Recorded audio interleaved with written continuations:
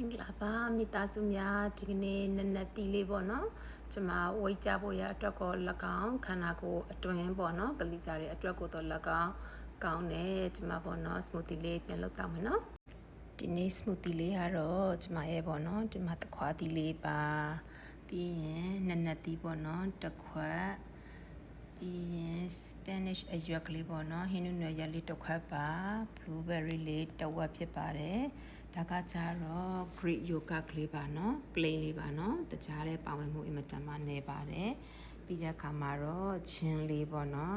half tablespoon လေးထည့်ပြီးတော့နောက်ဆုံးမှာတော့ကျွန်မဒါလေးထည့်မယ်နော်ကျွန်မရဲ့ဒီမှာ flax and chia seed blend လို့ခေါ်ထားပါတယ်နော်ကြိတ်ထားတဲ့အမှုန်လေးပါဒါလေးကကြတော့1 tablespoon ဖြစ်ပါတယ်နော်အဲ့ဒါလေးပေါင်းပြီးတော့မှကျွန်တော်တို့ဒီနေ့ရေနှဲငယ်ထည့်ပြီးကြိတ်တော့မယ်နော်ကျွန်တော် smoothie set လေးထဲမှာလိုအပ်တာပေါ့နော်အားလုံးထည့်လိုက်ပြီအဲ့ဒါပြီးရင်ကျွန်မရေနှဲငယ်ထည့်မယ်နော်ရေနှဲငယ်ထည့်လိုက်ပြီနော်ကျွန်မ smoothie set လေးထဲမှာကြိတ်လိုက်တော့မယ်နော်ကျွန်မရဲ့ pineapple smoothie လေးတော့ရပါပြီနော်ကျွန်မရဲ့ pineapple ပေါ့နော်နက်နက်တီး smoothie လေးတော့ရပြီကျွန်မမြည်ကြည့်မယ်နော်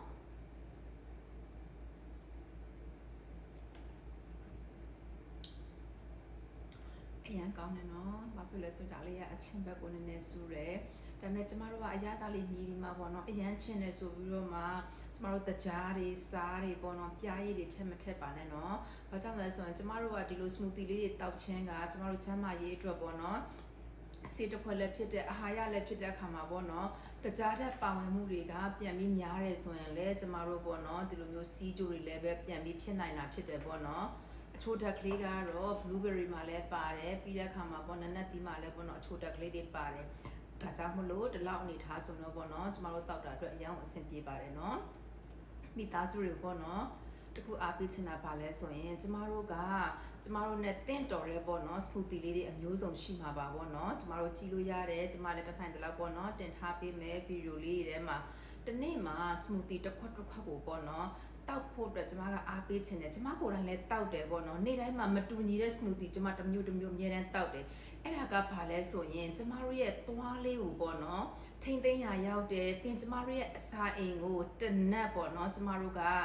လိုပြောမလဲဆိုရင်ထိမ့်သိမ်းရာရောက်တယ်ကျမတို့မကြေခဲတဲ့အစာတွေကိုပဲကျမတို့ပေါ့နော်အရွက်တွေကိုပဲကျမတို့လိုဝါးစားမယ်ဆိုတဲ့အခါမှာကျမတို့ရဲ့အစာအိမ်လေးကအမြဲတမ်းမှာပေါ့နော်သူကခြေချက်ပေးနေရတာအမြဲလှုပ်ပေးနေရတာဖြစ်တယ်ဒါပေမဲ့ smoothie လေးတစ်ခွက်ပေါ့နော်ကျမတို့ကတစ်နက်စာထည့်လိုက်ခြင်းအပြင်ကျမတို့အစာအိမ်လေးကိုလည်းအနာပေးရရတယ်ထိုနည်းတူသွားပေါ့နော်ကျမတို့ရဲ့သွားတွေပါ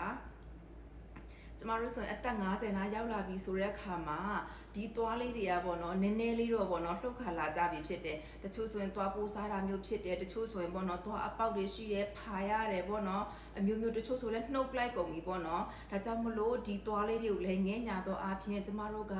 နေ့ရက်စဉ်တိုင်းမှာပေါ့နော်ဒီလိုမျိုးအစာချီလွယ်တဲ့ပေါ့နော်အစားတောက်လေးတွေကိုကျမတို့ကကျန်းမာတဲ့ညီတဲ့အရာတွေကိုစားလိုက်ခြင်းအပြင်ကျမတို့ရဲ့အစာအိမ်ရောကျမတို့ရဲ့သွားလေးတွေရောပေါ့နော်ပို့ပြီးမှရေရှည်ခံမှာဖြစ်ပါတယ်เนาะကျမကတော့အားပေးတယ်ကျမကိုယ်တိုင်နေ့တိုင်းမှာပေါ့နော်မတူညီတဲ့ smoothie မျိုးလေးတွေပေါ့နော်တစ်နေ့တစ်ခွက်တောက်တယ်မိသားစုတို့လည်းကျမအားပေးတယ်သမီးလေးတွေနှစ်ယောက်ကိုလည်းကျမပေါ့နော်ခုဆို practice လုပ်နေရပြီဖြစ်တယ်ခင်မွန်တဲ့ဆိုလည်းအများအားသူ practice ရသွားပြီးနေ့တိုင်းမှာတောက်တယ်ပေါ့နော်အိမ်မှာနေတဲ့သူတိုင်းကျမတို့တစ်နက်စာပေါ့နော် smoothie လေးကိုထည့်တာဖြစ်တယ်